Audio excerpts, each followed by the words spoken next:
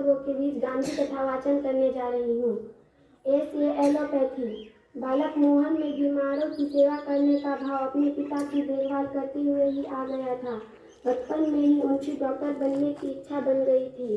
बाद में जब उनके बहनोई गंभीर रूप से बीमार पड़े तब उनके आखिरी दिनों में मोहनदास ने उनकी खूब सेवा की। दक्षिण अफ्रीका में एक युद्ध के समय उन्होंने घायल सैनिकों को उपचार के लिए एम्बुलेंस सेवा भी चलाई। जब कभी उनकी पत्नी कस्तूरबा या उनके बच्चे बीमार पड़ते तब मोहनदास बड़ी लगन से उनकी सेवा करते। बड़े होने के बाद उन्होंने पाया कि डॉक्टरी तो एक व्यापार है, दूसरों की सेवा करने का भाव का तरीका नहीं।